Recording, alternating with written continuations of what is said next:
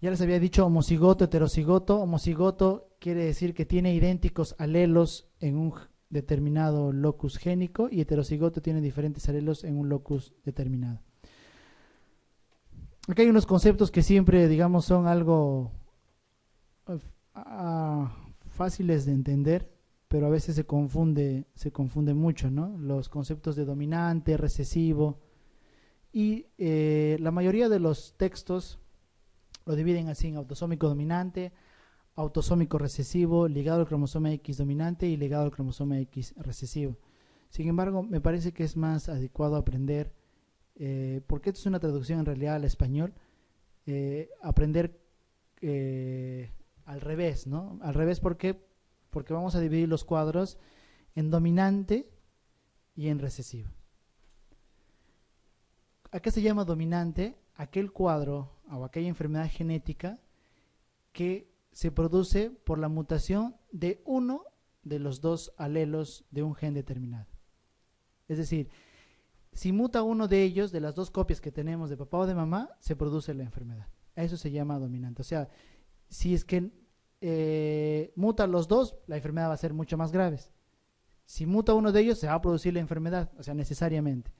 Y recesivo se refiere a que para que aparezca la enfermedad, tienen que estar mutadas las dos copias de un gen determinado. En términos generales, las anomalías dominantes se producen por defectos en proteínas de estructura.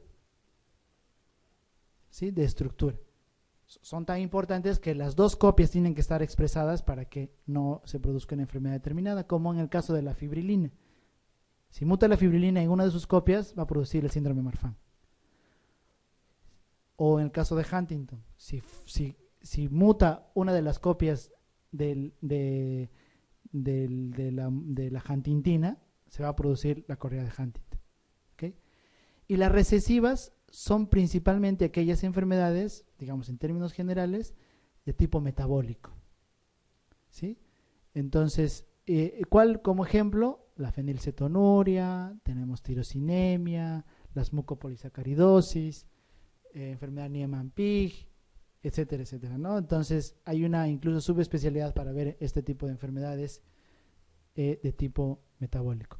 Eso es en términos generales, pero lógicamente, como ustedes saben, en medicina no hay una regla, ¿no? para esto, pero digamos, para términos de los exámenes incluso, lo tratan de diferenciar de esta manera. Acá vemos el cuadro autosómico dominante, esta figura, perdón. Entonces, esta persona quiere decir que tiene uno de sus alelos mutados, y si tiene uno de sus alelos mutados, la probabilidad de que transmita su descendencia es del 50%. ¿Sí? Si tiene dos copias, al momento de la fecundación, o puede entregar el que está funcionando bien o el que está funcionando alterado. Entonces, y en cada embarazo, la probabilidad es 50-50. ¿Sí? No quiere decir, eso también tiene que quedar claro, que si tiene 4 hijos, 2 de ellos va a tener, o si tiene 2 hijos, 1 de ellos va a tener. Esto es totalmente al azar, ¿no? Es en cada embarazo tirar una moneda diferente. Y eso es importante para consejería, porque a veces uno puede hacer un diagnóstico de una enfermedad genética, y como ustedes entenderán, lamentablemente esta especialidad no está muy difundida, entonces no sé, mucha gente no tiene acceso a estos servicios. Entonces, probablemente ustedes, la especialidad que tomen, les van a hacer algunas preguntas, ¿no? Y cada vez más porque la gente se informa más.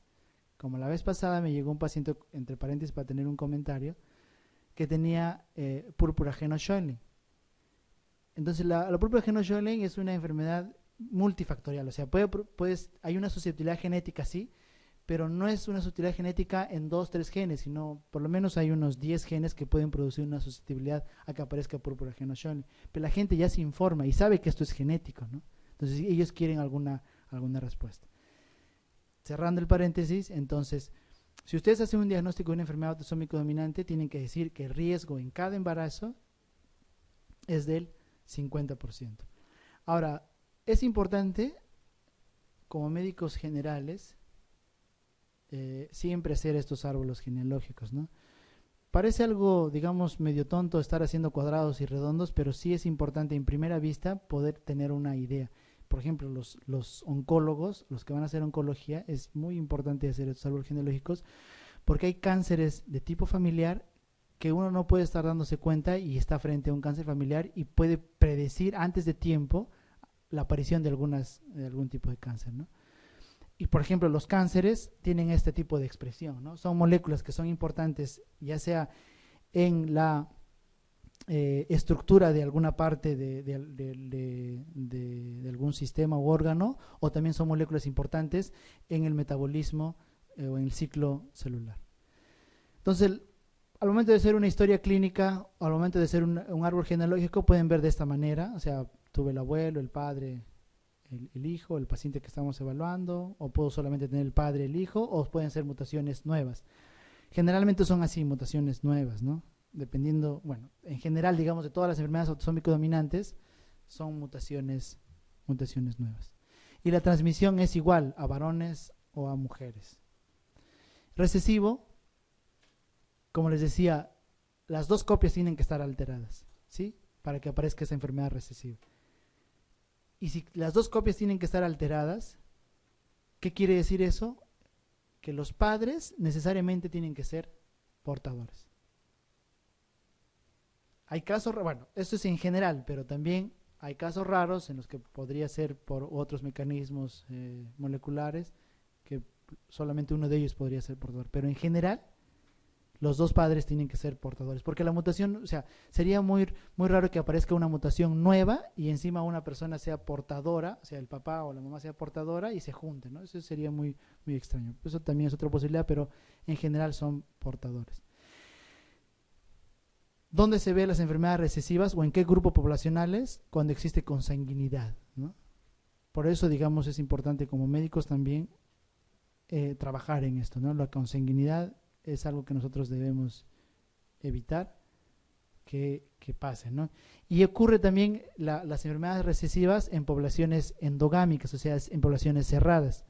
Hay poblaciones judías, por ejemplo, bien conocido, en la literatura se conoce sobre algunas enfermedades, pero en nuestras poblaciones también, ¿no? En ciudades grandes como esta probablemente es un poco más difícil, ¿no? Sin embargo, hay poblaciones en la misma costa, en sierra, en selva, que son poblaciones bien cerradas, ¿no? 300 habitantes, 400 habitantes, y que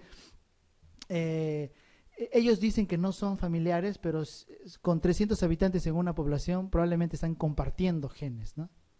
Y nosotros, cada uno de nosotros tenemos 6 a 7 genes de tipo recesivo que no están funcionando. ¿Sí? De nuestros 20.500 genes, 7 más o menos no funcionan bien. Entonces, si nosotros nos tenemos hijos con una persona que tiene un mismo origen o que es familiar, es probable que estos 6 o 7 genes se repitan y se puedan juntar, ¿no? Entonces, por eso que la consanguinidad es un factor de riesgo para la aparición de enfermedades de tipo recesivo. La misma idea funciona, perdonen. ¿Y por qué se dice autosómico? Se dice autosómico por la ubicación del gen, nada más. Si la ubicación está ubicado del 1 al 22, se dice es una enfermedad autosómica, porque está ubicado en cromosomas autosómicos. Y se dice ligado al cromosoma X porque el gen que está alterado está ubicado en el cromosoma X.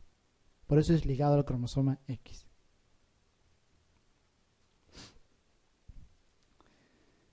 Cuando uno hace los árboles genealógicos, se puede ver de esta manera, así, ¿sí? Pueden ser mutaciones nuevas, o sea, mutaciones nuevas en el mismo paciente.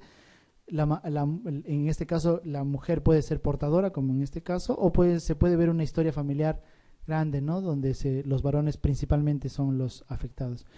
Nuevamente, hay enfermedades igual ligadas al cromosoma X recesivo que algunas mujeres pueden manifestar algunas características clínicas, a veces leves o a veces incluso de igual magnitud que los varones, pero digamos la regla no suele ser así.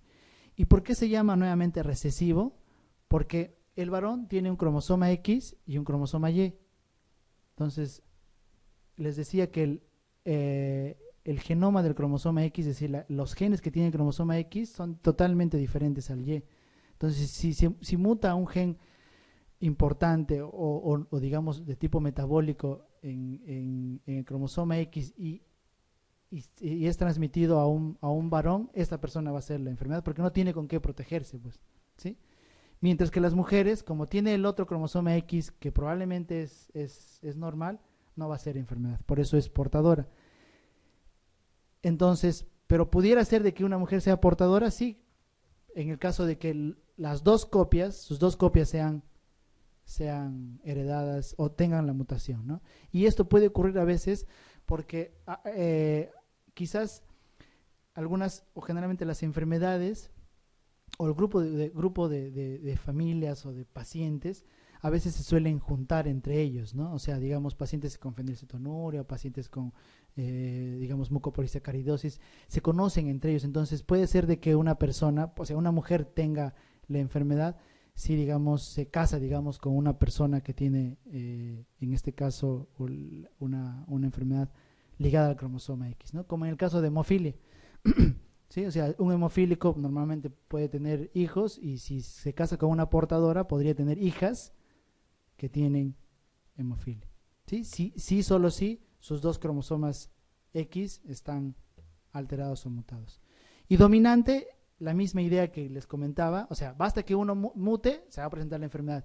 Y entonces, por lo tanto, se va a ver en mujeres o se va a ver en varones. Y al momento de hacer la evaluación del árbol genealógico, incluso uno no va a saber si es que esto es autosómico o ligado al X. ¿Ok? Entonces, el dominante significa que basta que mute uno de ellos para que se observe la enfermedad. Y recesivo para que las dos copias o los dos alelos, para hablar correctamente, muten para que se presente la enfermedad. Y ligado al cromosoma X o autosómico depende de la ubicación del gen que uno está estudiando. Aquí hay algunos términos que se llama expresividad y penetrancia, principalmente en enfermedades de tipo dominantes se utilizan. Esto fue introducido todavía el siglo pasado, en 1926, por este autor. Y expresividad se refiere al grado de expresión fenotípica de un gen o un genotipo. Acá tenemos esta persona que está afectada, esta otra en blanco que está afectada y esta otra que está afectada. Pero como ven, esta no tiene... ha heredado, el D es la mutación, ¿sí? Ha heredado, o sea, en las 5 generaciones ha heredado, pero solo 3 de estos han hecho la enfermedad. Y las manifestaciones de estas, en esta primera persona la manifestación es severa, en esta otra es leve y en esta es manifestación moderada, ¿no? Entonces, a eso se llama expresividad, o sea, que la manifestación, a pesar que yo tengo mutado un gen determinado, no necesariamente tengo que ser el mismo cuadro de mi progenitor o de una persona que tiene la misma mutación. ¿Sí? ¿Y esto por qué? Porque existen otros genes que probablemente uno herede de mamá y como son diferentes mamás, la expresión va a ser por eso diferente. Y penetrancia se refiere a la frecuencia o a la probabilidad de la expresión de un alelo. Igual es el mismo ejemplo, ¿sí? Pero solo unos cuantos han heredado, ¿no? Mejor dicho, han expresado la enfermedad.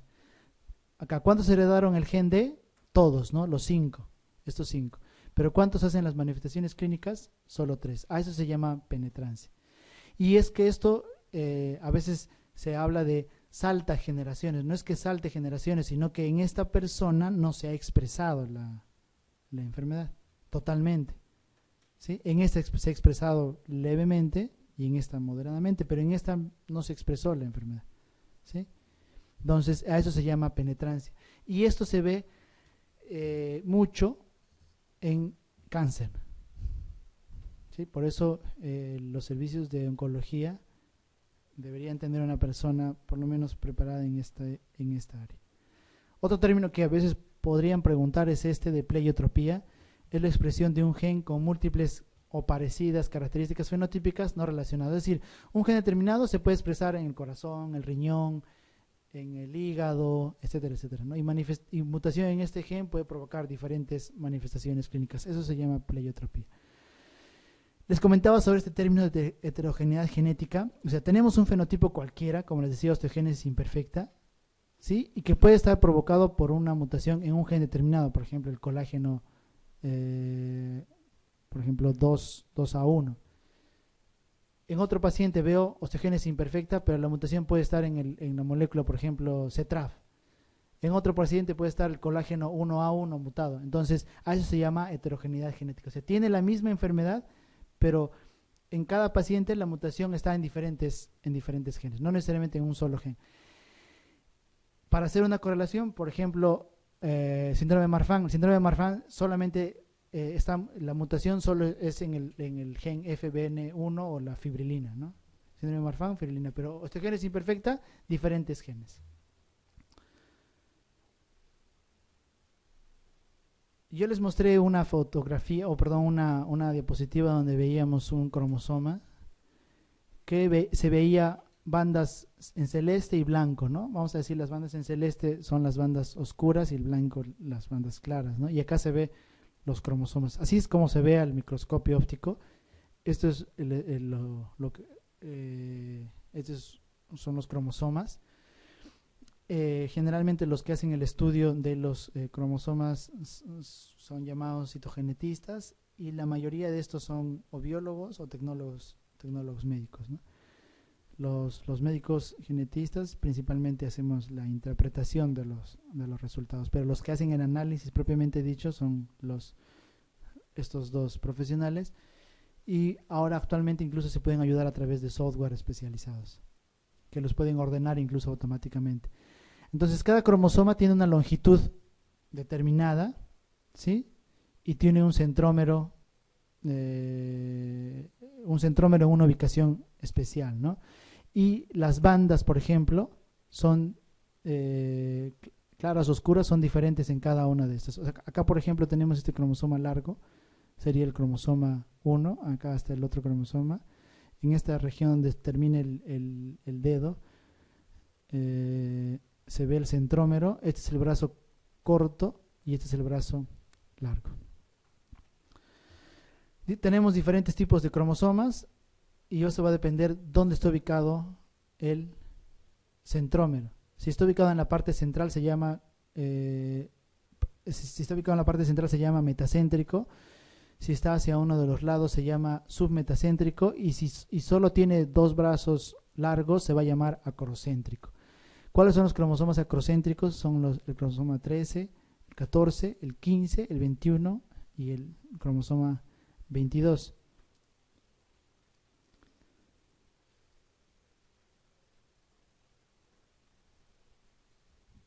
Solamente para explicarles, bueno, que los cromosomas lógicamente están conformados, para recalcar la idea, ¿no? Por cromatina, y esta cromatina está formada por ADN, nucleosomas y otro tipo de proteínas, ¿no?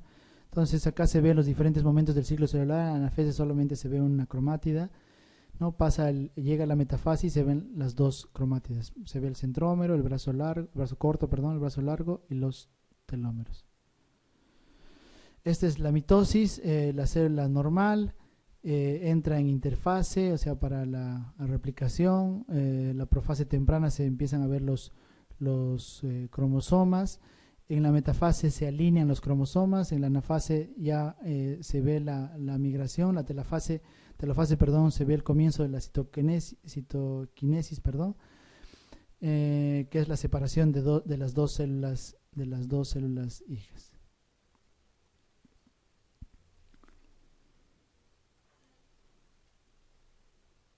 Como les decía, la recombinación de los cromosomas es importante, se ve principalmente en la meiosis, ¿sí? Y esto es para, digamos, darle una más variabilidad a las especies, principalmente, ¿no? Además que, bueno, eso es lo principal, ¿no? Pero también puede, o mejor dicho, se ha visto que interviene en el riesgo de aparición, por ejemplo, de trisomías. En esta figura vamos a ver alteraciones o aneuploidías. Las aneuploidías se refiere a aquellas alteraciones de los cromosomas en el número, ¿ya? Lo normal es que tengamos 46 cromosomas, y si es que sobra o falta cromosomas se llama aneuploidía. Tenemos diferentes tipos de aneuploidías. tenemos la trisomía 21, que es la más frecuente trisomía o la más frecuente alteración cromosómica, pero que vemos en el momento del nacimiento, porque las trisomías se pueden ver en cualquier momento o se ven, mejor dicho, en cualquier momento de la etapa embrionaria y en la etapa fetal. Y es más o menos entre el 50 al 60% de los abortos espontáneos tienen una alteración cromosómica o una aneuploidía.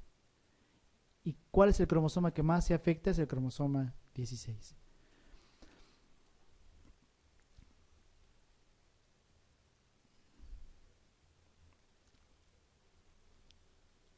Entonces, vamos a comenzar de acá, de esta figura de abajo. Entonces, tenemos trisomías autosómicas. ¿Qué quiere decir autosómicas? Que se ve las alteraciones del 1 al 22. Principalmente, como les decía, el cromosoma 21, que es el síndrome de Down.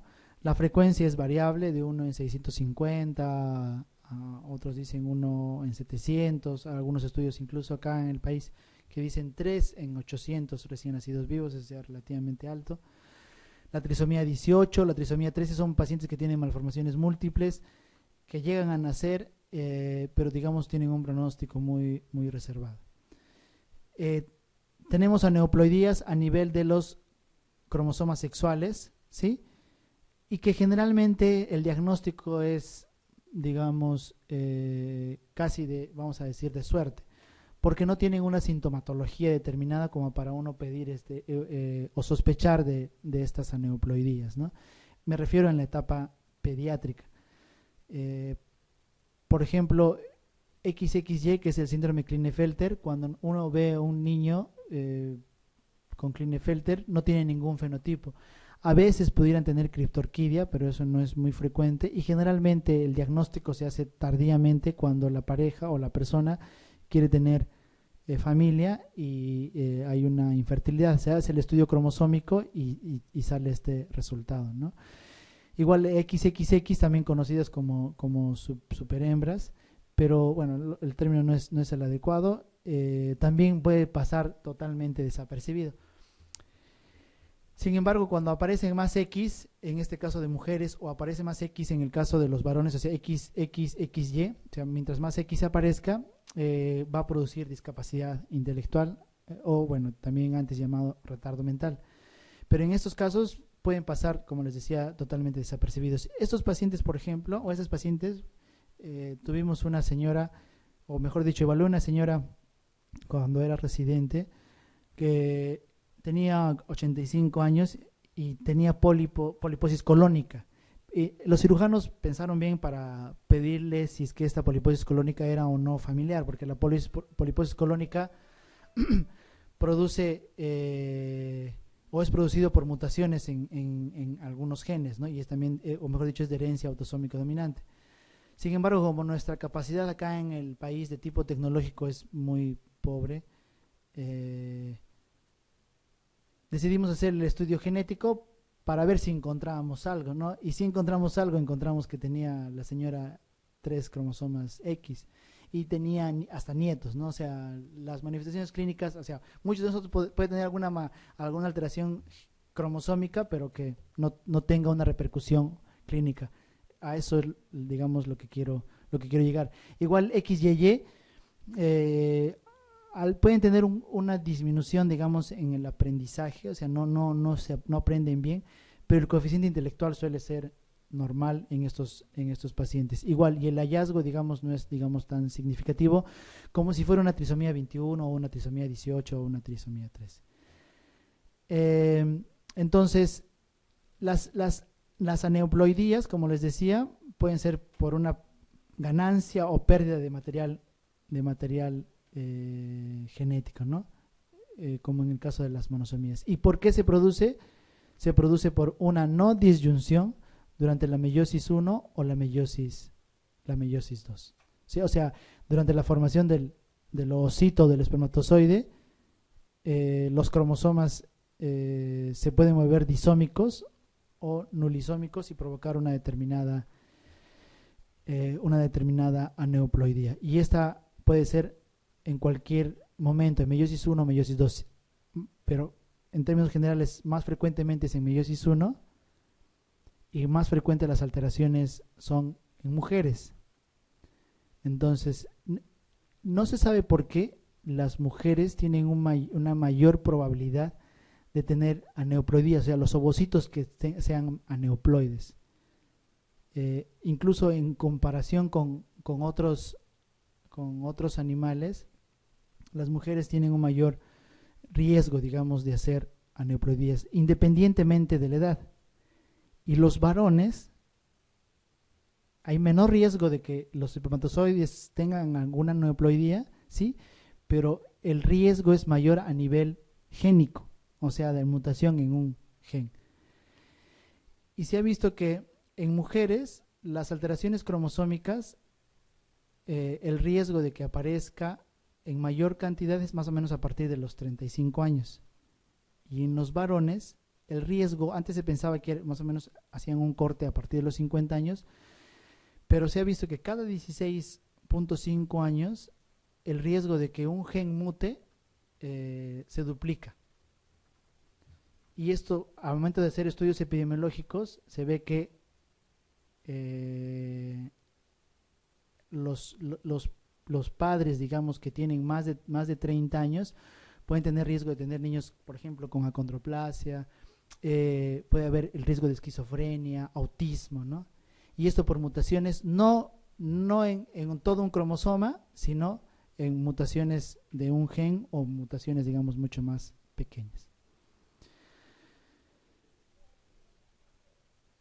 Les comentaba que además de estas aneuploidías, también alteraciones citogenéticas en número, también hay alteraciones citogenéticas en estructura, que también, esto sí podemos evaluarlo a nivel de del cariotipo, ¿no?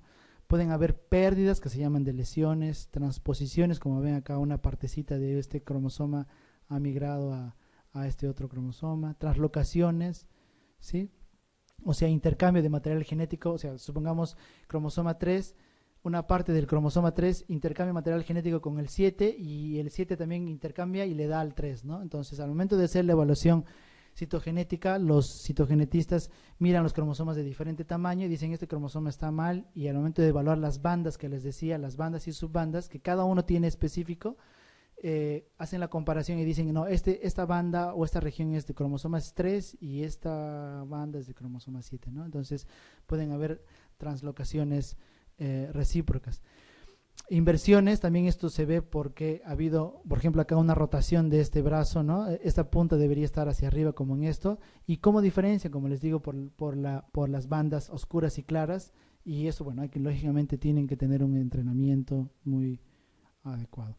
Otras anomalías son los cromosomas dicéntricos, es decir, en vez que solo tengan un centrómero, tienen dos cromosomas en anillo. ¿Por qué se forman los cromosomas en anillo? Porque las regiones teloméricas son regiones muy susceptibles a pegarse. Entonces existen estos capuchones a través de las telomerasas, etcétera, que van a tapar para que no sean zonas pegajosas, pero a veces no funciona bien estos mecanismos y se pegan los dos telómeros y van a formar cromosomas en anillo. Entonces, si uno ve a una persona, por ejemplo, con cromosoma en anillo, probablemente va a tener un fenotipo determinado porque ha perdido material genético, ¿no? Entonces, como les decía, la cantidad de ADN que nosotros tenemos siempre tiene que ser constante.